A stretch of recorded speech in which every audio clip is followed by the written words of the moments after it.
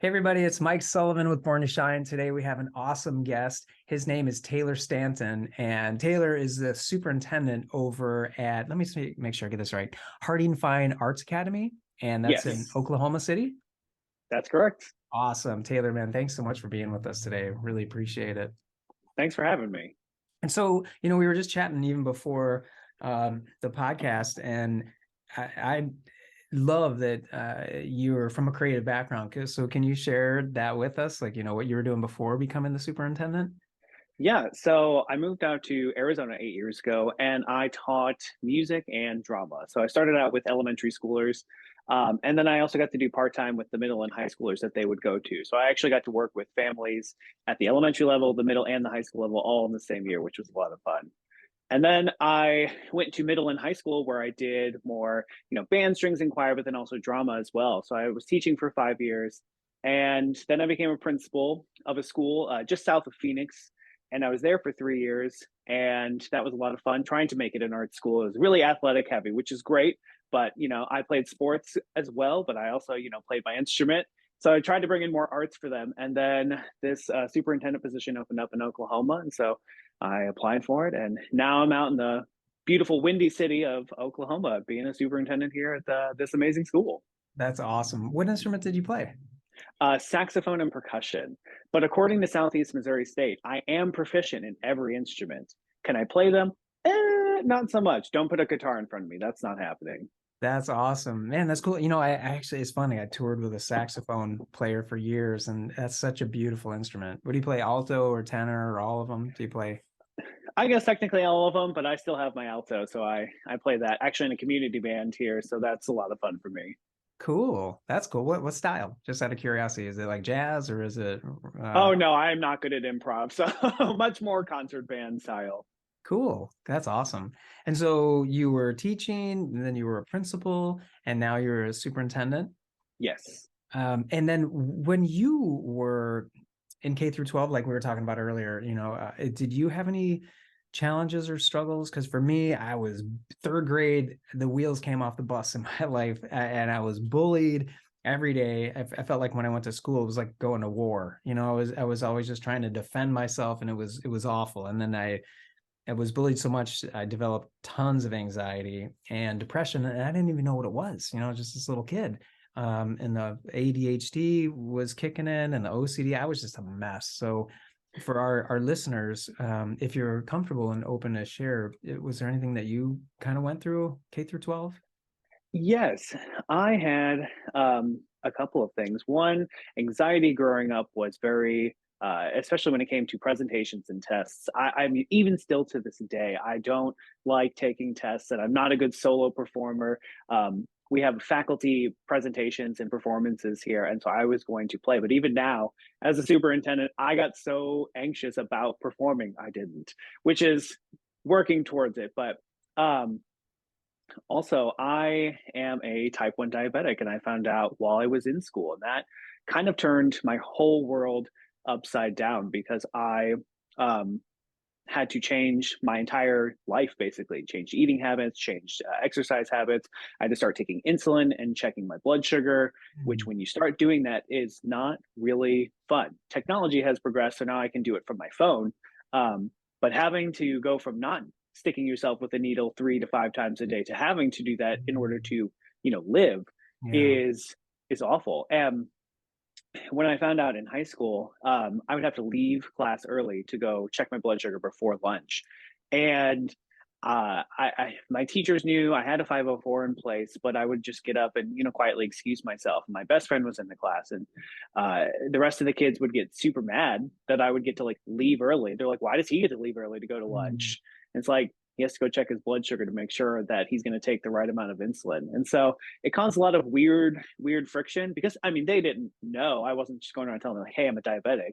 Right, right. Um, but it caused a lot of weird tension with my friends and classmates who I'd been in school with since we were in like kindergarten. Hmm. So that it was a weird change being junior and senior year. People start looking at you funny, like, why do you get special treatment, not me? So that Mm. ramped up the anxiety of like, oh gosh, do they not like me anymore? Like, not a Yeah. fun time. Yeah, I'm sorry to hear that. That would be tough. One of my friends in high school, Andy, he was diabetic as well, and I remember he would have to check his blood a few times a day and prick his finger, and yeah.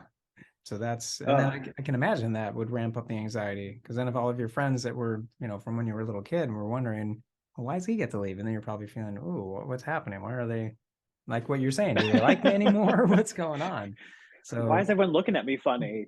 yeah, man, sorry to hear that. That kind of leads into the next question of, are there things that you guys are doing over at your school to support your students with their emotional wellness, their mental health? Are there things that you guys have in place, or do you bring in outside programs, or what are you doing that works? So we actually do a lot of things here, which is great. I think the first thing that we do is that we are investing using the last of our COVID relief money to have uh, the word blanked on me, but a licensed professional counselor here on campus for our students. So Great. students who are experiencing trauma can go and speak with them. They're in a more secluded area so that there's no like stigma of having to be seen going to the counselor. You can just go whenever is comfortable for you. Awesome. Awesome. Um, and then a new thing this year is the Superintendent's Advisory Committee. So I Hmm. meet with students once a week or once every other week, and they talk to me about the needs that they have at the school. And it gets them a direct pipeline to be able to speak to me directly without having to go through maybe teachers or principals and all of that. They just get a direct pipeline from them and what they want. And then we meet and then we brainstorm problems. And so if they're like, "Hey, we don't like this," cool. Well, let's fix it. What's going to make it best for you? Because I mean, as educators, we're here to do what's best for our students. Um, and then also, we meet with our local legislators a lot. I actually just met with our state rep earlier this week to kind of advocate for our students. So when they're telling me that they want something, we have some bills that kind of came through that didn't mesh well with our students. So advocating for our students at the state and the federal level to make sure that their needs are being met.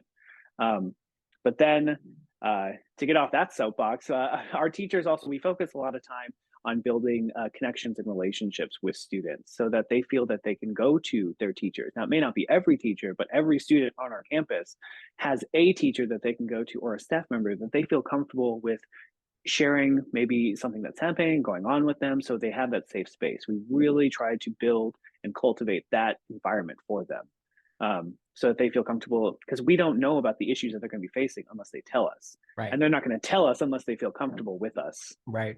That safe space is so critical. And you're really smart, Taylor, that you're doing that you're, encouraging your students and the teachers to build that connection, right? Those relationships where Yeah. they feel a safe space, they're not going to be judged, and they're just, met where they're at. And it's so cool that your students can actually go to you, the superintendent, and say, hey man, I don't like this, or this is what we have and it's not working. And you're like, cool, how do we make it better? How inviting is that for kids? Well, I grew up and I never knew who my superintendent was. I didn't either. Um, I mean, we're in a small school setting, which is really great. I barely knew who my high school principal was, or I knew my elementary school principal, but other than that, I really never knew who these people were. Right. And so their title was, oh, big, bad, and scary. And I'm like, I don't want to be like that. It wasn't like Right. that as a principal, and I don't want to be that as a superintendent. So That's I want them to awesome. see me. So like I hang out in classrooms with them and sit outside with lunch, even when it's cold outside, like it is today.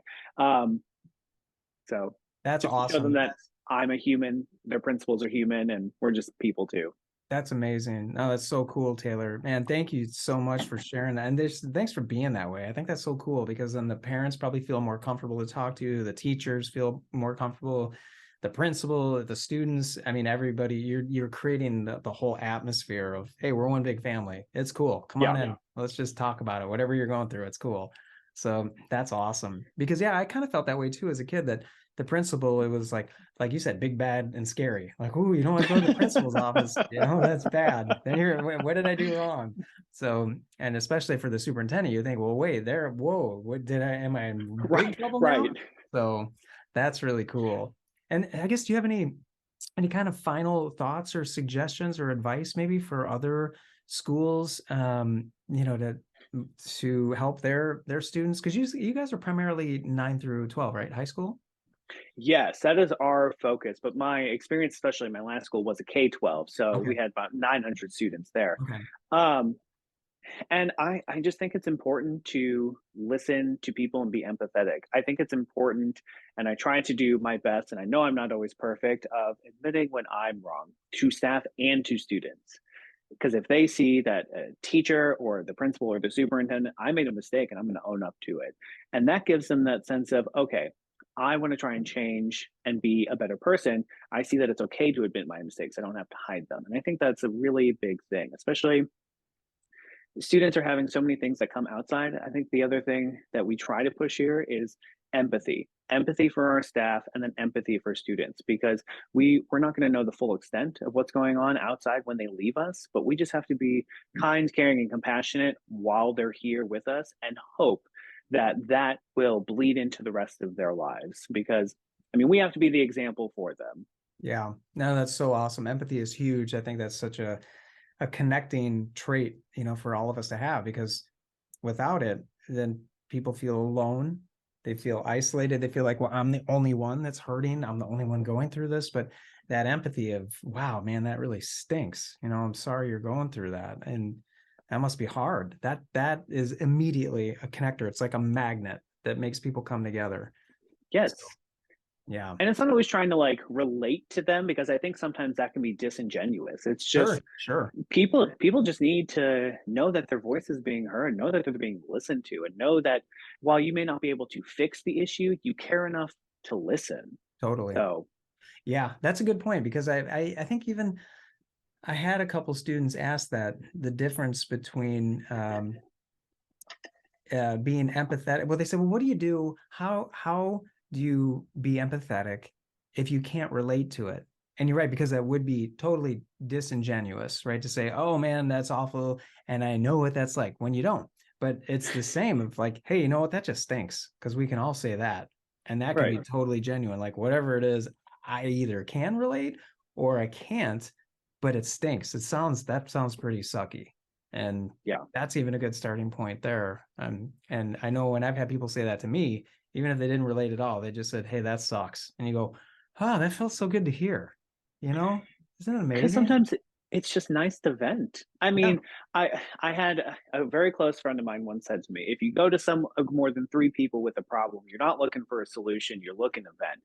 And I'm all about that, all about problem solving and solution oriented. But sometimes it's good to just get it out there. yeah, Sometimes you just have to call it what it is and say it, and then just be like, okay, I've made peace with this. Now I can move on. yeah, totally, totally.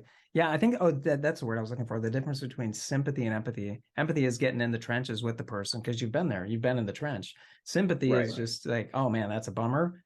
I'm not sure what it is, but man, I'm here. I'm here with you. I'm just gonna hang with it. Let's go for a walk. We'll get some ice cream or something. And if you want to open up, I'm here to listen.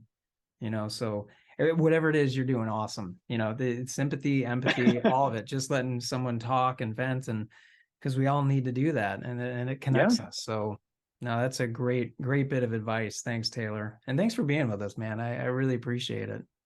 Well, thank you for having me. I think stuff like this is great, especially to be able to share and see. I enjoyed watching and listening to the others who have been on the podcast, and listening to their experiences and what they're doing. It's a nice, kind of like what you're talking about. We're not alone in this. Sometimes I feel like in administration roles, we feel like we're on our own little island. So it's nice to hear, even without meeting them, that I feel connected, that, oh, we're feeling similar ways. We're trying to do similar things. So yeah, thank you for having me. That's awesome. No, thank you, man. So cool. Taylor Stanton.